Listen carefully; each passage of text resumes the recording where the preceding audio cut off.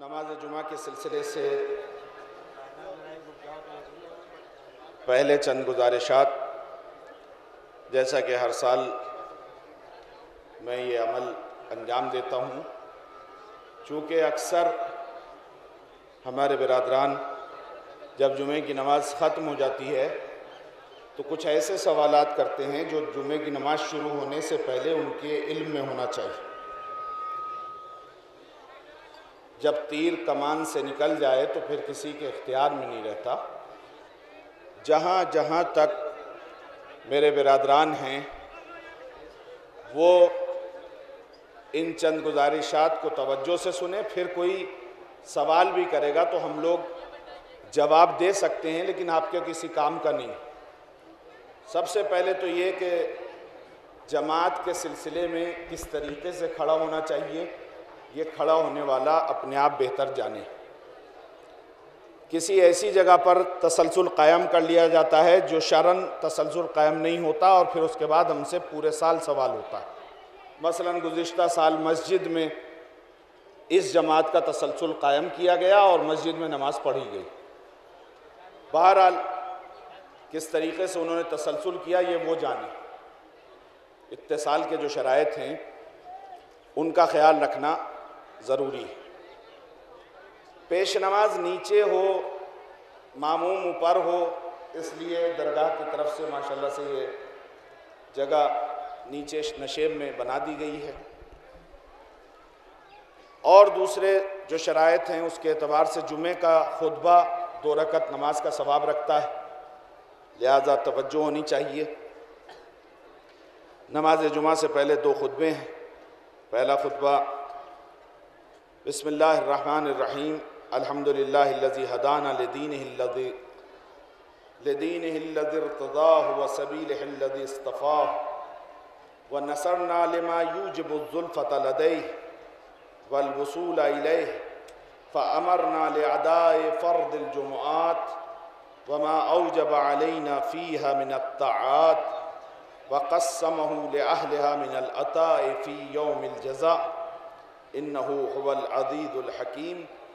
اللہم صل علی محمد وآل محمد واجعلہ ایمن یوم عہدناہ وافضل صاحب صحبناہ وخیر وقت ظللناہ فیہ واجعلنا من ارض من مر علیہ اللیل والنہار من جملۃ خلقک اشکرہم لما اولیت من نعمک وأقومهم بما شرعت من شرائعك وأوفقهم أما حذرت من نهيك على سائر خلقك وأن محمدا عبدك ورسولك وخيرتك من خلقك حملته رسالتك فأداها وأمرته لصلاة الجمعة لأمته فنصح لها.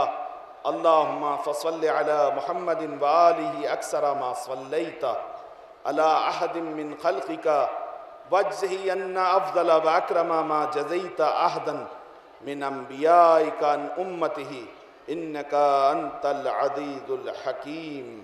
اللهم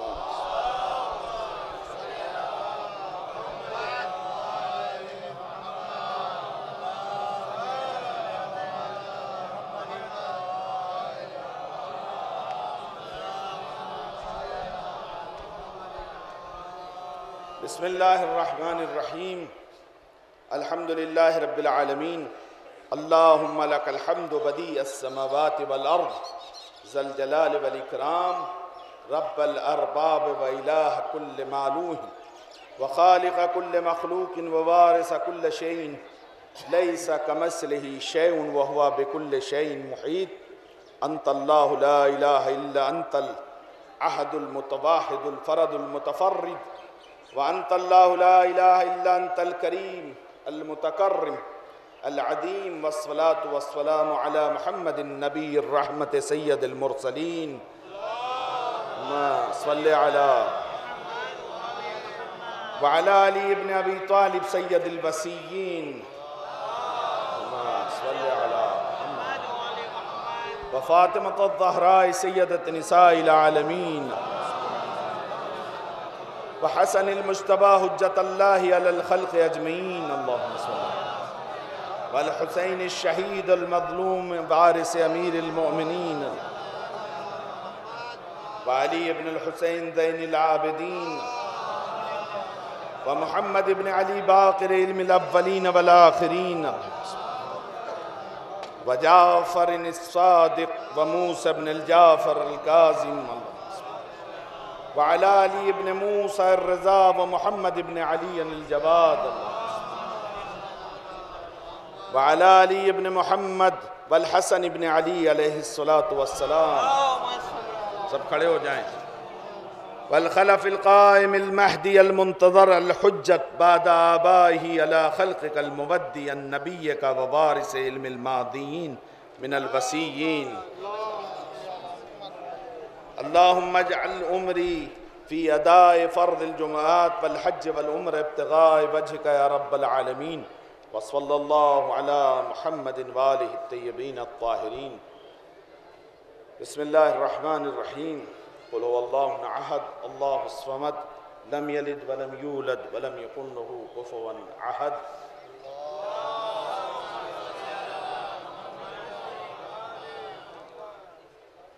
جیسا کہ آپ حضرات کے علم میں ہے، ایک بار پھر ہمیں یہ سعادت نصیب ہوئی کہ ہم اس عظیم اجتماع میں بارگاہ امیر المومنین نجف جوگی پورہ میں جمعے کے ادا کرنے کے لیے جمع ہوئے.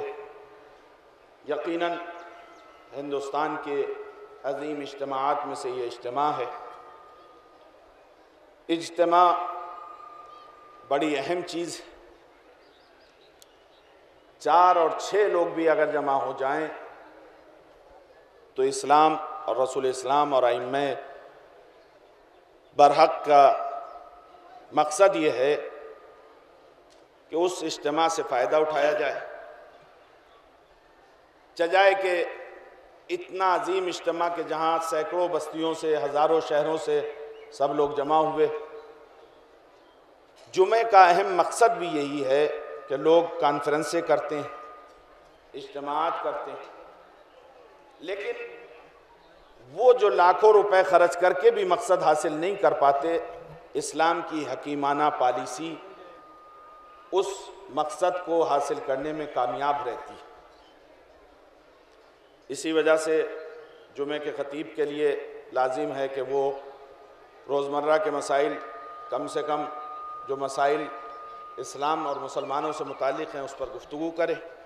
میں نے کسی جمعے کے خطبے کے دوران جملہ کہا تھا کہ اگر ہم ان مسائل کو یہاں ہندوستان میں بیان کریں تو بہت سے لوگوں کو اعتراض ہو جائے. میں ایک مرتبہ قم میں مقدس میں جمعہ پڑھ رہا تھا. آیت اللہ مشکینی جمعے کا خطبہ بیان کر رہے تھے. اس وقت قم میں گوشت کی کمبود تھی، لہذا انہوں نے خطبے میں گزارش کی کہ لوگ گوشت کا اتنا استعمال کریں جتنا مارکیٹ میں آ رہا ہے. ایک مرتبہ میں نے یہ جو باہر جوتے رکھنے کے لیے الماریاں بنائی گئیں اور خدمت کا جذبہ جوانوں کے درمیان ہوا، اس کے اوپر روشنی ڈالی اور یہ کہتے ہوئے ڈالی، اگر کسی کو یہ اعتراض ہو کہ صاحب مولانا نے تو دیکھیے اتنی غیر اہم چیز کو اتنا اہم بنا دیا، تو یہ غیر اہم چیز نہیں ہے، بلکہ ایران میں اور عراق میں مقامات مقدسہ پر جب آپ جاتے ہیں تو اکثر آپ نے دیکھا ہوگا کہ دروازے پر اس طریقے کے انتظامات ہوتے ہیں. لباس پہنے ہوئے، ڈریس پہنے ہوئے لوگ وہاں لگے ہوئے ہوتے ہیں. میں یہ سمجھتا تھا شاید یہ پری پیڈ لوگ ہیں، تنخواہ پر مامور ہیں، لیکن میری آنکھیں جب خیرہ ہوئیں جب میں نے دیکھا کہ ہمارے ہاسٹل کے، ہمارے اسکول کے، مدرسہ حجتیہ کے ایک مسئول اور ایک آفیسر کو وہاں کھڑے ہوئے دیکھا. پھر میں نے ان سے معلوم کیا تو انہوں نے بتایا کہ ہم معصومہ قم کی خدمت کے لیے زائرین کی جوتیوں کو اٹھاتے ہیں. یہ شرف ہے. میں نے اس سے پہلے بھی یہ عرض کیا گزشتہ سالوں میں کہ ایک میں دوسری برادری کے اجتماع میں صرف اس لیے گیا کہ میں یہ دیکھوں کہ آخر ہمارے ہاں تو 10 20 30 ہزار کا اجتماع ہوگا، لاکھوں کے اجتماع میں کس طریقے سے نظم قائم رکھتے ہیں. تو مجھے ایک بنیادی فرق محسوس ہوا ہمارے اجتماع میں اور ان لوگوں کے اجتماع میں. بنیادی فرق یہ تھا کہ وہاں ہر آدمی جو اجتماع کا لفظ دوسری برادری سے ہی ہمیں ملا ہے، ولو ہم ٹونٹ کے لیے بہت سی چیزیں دوسروں کو کہیں، لیکن بہت سی اچھی چیزیں بھی ہمیں دوسروں سے حاصل کرنا چاہیے، جیسا کہ مولا کائنات نے ارشاد فرمایا خذ ما صفا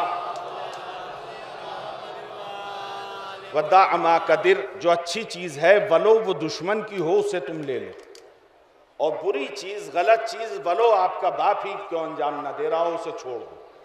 لہذا اگر ہمیں کوئی چیز اچھی ملتی ہو تو ہم اس پر عمل پیرا ہوں۔ میں نے دیکھا کہ ماشاءاللہ سے وہاں ہر آدمی خدمت کا جذبہ لیے ہوگی، اس اجتماع میں ہر شخص خدمت کا جذبہ لیے ہوگا، لیکن ہمارے ہاں مشکل یہ ہے کہ جتنے بھی زائر آتے ہیں ان سب کا ایک ہی جذبہ ہوتا ہے کہ وہ سیکریٹری سے خدمت لیں۔ یہ بڑا مشکل کام ہے کہ ایک سیکریٹری سب کی خدمت کہاں تک کر سکتا ہے۔ لہذا جب تک ہم سب سرباز نہ بن جائیں گے، خادم نہ بن جائیں گے، یہ اجتماع جنت نشان نہیں بن سکتا ہے۔ بہت سے مسائل ہیں، ہم 4 دن کے لیے آ جائیں اور جمع ہو کر چلے جائیں، آمدن خوردن رفتن، اگر یہی مقصد ہو تو ایسے تو کہیں بھی جمع ہو سکتے ہیں، لیکن علی والوں کا مقصد یہ نہیں ہونا چاہیے۔ ہمیں یہاں سے سبق لینا چاہیے، پورے سال جو مسائل عالم تشیع کے ساتھ ہوئے ہیں اس پر ہمیں غور کرنا چاہیے۔ کتنے مشکلات ہیں ایک اکیلی ذات رہبر معظم کی جو ان سب مسائل کو برداشت کر رہی ہے۔ کیا ہم نے سوچا کہ ہمارا تعاون، چھوٹا سا تعاون ان کے لیے کتنا مددگار ہو سکتا ہے؟ لفظی تعاون، صرف زبانی تعاون ہم رہبر کے لیے، آیت اللہ العظمیٰ سید علی خامنئی اور سید علی سیستانی صاحب کے لیے ہم تعاون کر سکتے ہیں۔ کیسے؟ ایک اچھا شیعہ بن کر، ایک اچھا عزادار بن کر، ایک اچھا مسلمان بن کر۔ ہر آدمی یہ چاہتا ہے کہ میں لیڈر بن جاؤں، نہیں، لیڈر ہمارے یہاں ایسے موجود ہیں کہ جن کی تاثیر اور پیروی کر کے ہم اور آپ نہیں، بلکہ وہ مراجع کرام، وہ علماء جن کا ایک ایک نام اگر میں لے دوں تو پوری کائنات ان سے ڈرتی ہے اور ان کو مانتی ہے، ان کے لوہے کو۔ مثلا خود امام خمینی کا نام اکیلا ایسا ہے کہ پورے 100 سالوں کے درمیان کوئی اور نام آپ کی صف میں نہیں آتا ہے۔ ان کے بھی قائد جو ہمارے قائد ہیں، خود امام خمینی کا وصیت کا جملہ علماء موجود ہیں، غلام رسول صاحب، عابد صاحب قبلہ، سید مہدی صاحب۔ یہ 3 نام میں نے اس وجہ سے لیے کہ ماشاءاللہ مجھے شرف ہے کہ 3 اماموں کے سامنے میں کھڑا ہوں، لیکن بہرحال کتنے ایسے علماء ہیں، میں آپ سے گزارش کروں کہ جو آپ کے بغل میں کھڑے ہیں، آپ کے شانے کے قریب کھڑے ہیں۔ بہت سے لوگ کہتے ہیں کہ صاحب اتنے علماء آتے ہیں، سب کیوں نہیں آئے؟ بہت سے علماء ہیں پنڈال کے اندر، بہت سے علماء ہیں سید راجو کے مزار تک ہم سے کہتے ہیں ہم نے وہاں نماز پڑھی۔ جیسے مومنین ہیں، بہرحال ہم نمازی ہیں، یہ شرف ہے کہ ہمیں اس نماز کے لیے اللہ نے منتخب کیا، موقع عطا فرمایا۔ تو ایسے قائد ہمارے یہاں موجود ہیں۔ سچ بتائیے، اگر ہم سب مل کر، اس وقت 10,000 لوگ اگر اس اجتماع میں نماز میں بیٹھے ہوئے ہیں، سب مل کر ہم کہیں کہ میرے امام، ہمارے امام حضرت علی ہیں، حضرت علی کے لیے کوئی شرف ہوگا؟ میرے لیے تو شرف ہو جائے گا، حضرت علی کی ذات کے لیے کوئی شرف نہیں ہوگا، صرف میرے لیے شرف ہوگا۔ لیکن سچ بتائیں، اگر وقت کا روح اللہ الموسوی الخمینی یہ کہہ دے کہ میرا امام علی ہے تو مولا کو فخر ہوگا یا نہیں ہوگا؟ ان کے وصیت کے پہلے جملے پہ اگر غور کریں آپ تو آپ نے لکھا ہے سنہرے لفظوں میں، ماں مفتخرین کے امام اول ماں علی ابن ابی طالب است، مجھے فخر ہے کہ میرا امام علی ہے۔ ایک صلوات بھیج دے بر محمد۔ اور وہ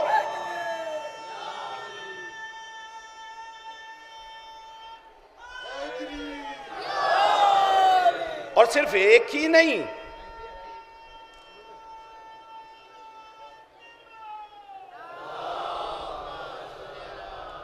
صرف ایک ہی نہیں ہے۔ لوگ 2-3 پہ بہت خوش ہوتے ہیں، ہمارے یہاں 12۔ صرف میری زبان پر یہ نہیں ہے کہ میں نے کہہ دیا دوسرا بھی ایسا، تیسرا بھی ایسا، چوتھا بھی ایسا، چھٹا بھی ایسا، 12واں بھی ایسا۔ نبی کریم نے ارشاد فرمایا، اولنا اوسطنا آخرنا بل کلنا، سب کے سب۔ اور صرف یہی نہیں ہے کہ ڈیل ڈول میں ایک جیسے، ان کا لباس کالا امامہ ہوگا تو سب کا کالا ہوگا، ہرا ہوگا تو سب کا ہرا ہوگا، جیسے میرا وزن ہوگا ویسے میرے 12ویں کا وزن، ایسا نہیں ہے۔ اتنا اعتماد کسی دنیا میں نہیں ملتا، کسی قوم میں نہیں ملتا جتنا رسول اسلام نے اعتماد قائم کیا ہے کہ دیکھو اگر تم میں کوئی شک یہ پیدا ہو کہ ایک حدیث ہو اور اس کے کہنے والے کے لیے تم یہ شک کرو کہ یہ پہلے محمد نے کہی ہے یا دوسرے نے کہی ہے، چھٹے نے کہی ہے یا 12ویں نے کہی ہے، تو اول مرکز محمد نے ارشاد فرمایا ہم میں سے کسی کی طرف نسبت دے دینا، ہم قبول کر لیں گے۔ یہ شرف خود ان لوگوں نے دیا ہے۔ اتنا اتحاد ہے کہ جس کی طرف تم نسبت دو ہمیں کوئی اعتراض نہیں ہونے کا۔ آپ کو یہ نہیں اندازہ رہا کہ رسول اسلام کی حدیث ہے یا آخری امام کی حدیث، دونوں کا نام ایک ہے۔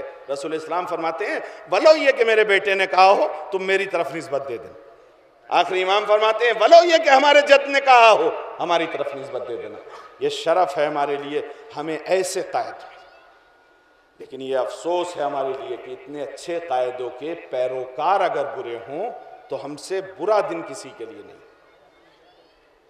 نہایت حسین موقع، شاید اتنی عظیم مجمع اور اتنی کثیر تعداد میں علماء اور خطبہ بیک وقت، کل بھی 12 مجلس ماشاءاللہ سے، جہاں ہماری ذمہ داری ہے، جہاں مومنین کی ذمہ داری ہے، دونوں طرف ہمیں دیکھنا چاہیے۔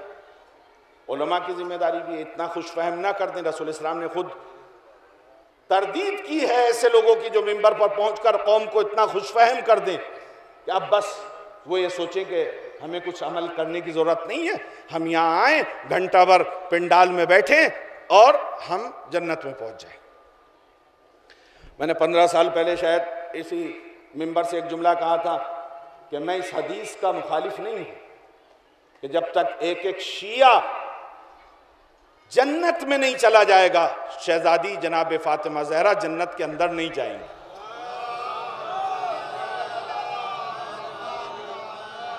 لیکن بیان کرنے میں فرق ہے، نظریات میں اختلاف ہو سکتا ہے۔ مثلا آپ کا چشمہ جو ہے 1 نمبر کا ہوگا، میرا 2 نمبر کا ہے۔ بغیر چشمے کے مجھے اتنا اچھا نہیں دکھائی دیتا جتنا یہ چشمہ لگا کے مجھے اچھا دکھائی دیتا۔ لہذا انہوں نے کس اعتبار سے بیان کیا، کس مومن نے کس اعتبار سے اسے سنا۔ ایک صاحب تو یہ سوچتے ہیں کہ بس شہزادی ہمارے لیے زحمت کر رہی ہیں اور اس کے بعد ہمیں کچھ کرنے کی ضرورت نہیں ہے، ہم تو علی علی کر لیں، ہم تو فاطمہ زہرا کر لیں، حسین حسین کر لیں، ماتم کر لیں، ہمارے لیے کافی۔ میں بڑا تیزی میں ان جملات کو ادا کر رہا ہوں وقت کے اعتبار سے، چونکہ مجھے خیال ہے بار بار ہر سال اس بات کا احساس ہوتا ہے کہ ہم اور آپ سائے میں بیٹھے ہوئے ہیں، بہت سے ایسے لوگ ہیں جن کے لیے سڑک بھی تپ رہی ہے اور ڈائریکٹ آسمان سے بھی سورج آ رہا ہے، ان کا بھی ہمیں خیال کرنا ہے۔ لیکن یہ چند جملے کہنا ضروری ہوتے ہیں۔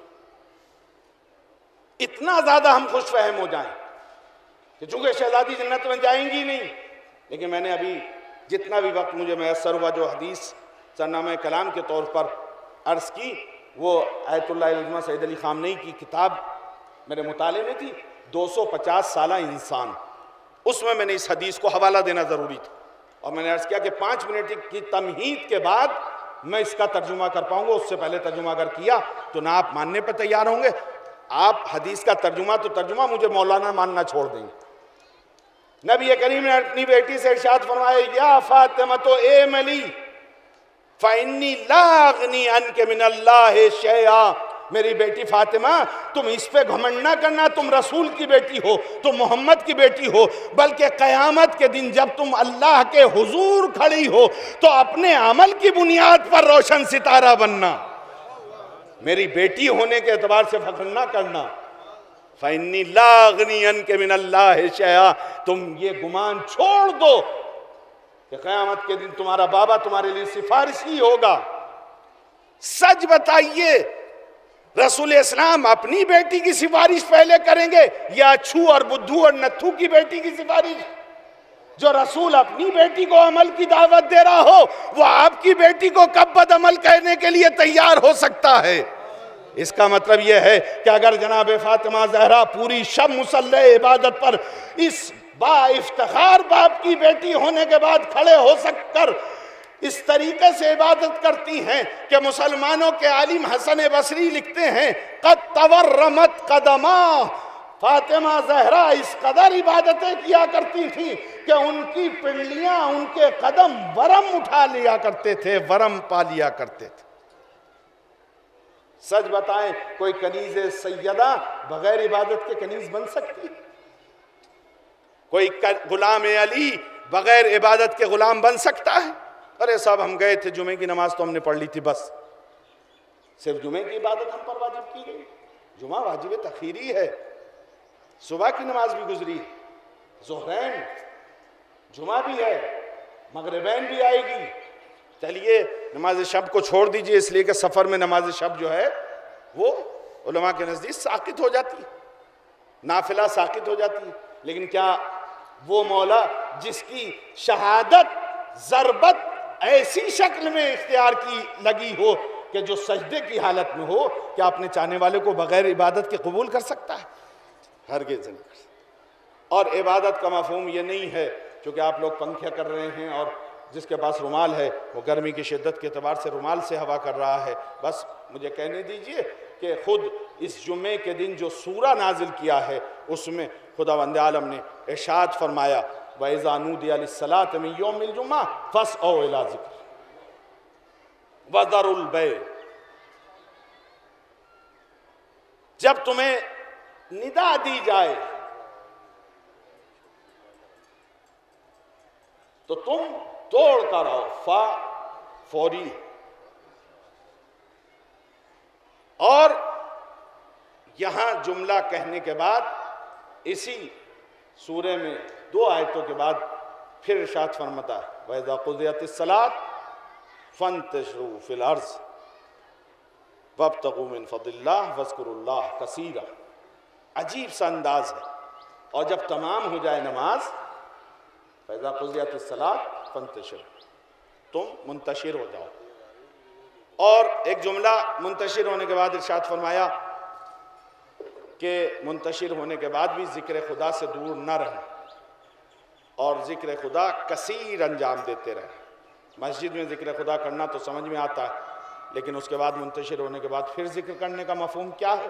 یعنی اللہ یہ کہنا چاہتا ہے کہ صرف نماز ہی کو عبادت نہ سمجھنا، صرف نماز ہی کو ذکر نہ سمجھنا، بلکہ اگر کسی بھائی کو کوئی حاجت ہے تو اس کی حاجت روائی کر کے بھی ذکر خدا انجام دیا جا سکتا ہے، عبادت میں حصہ لیا جا سکتا ہے۔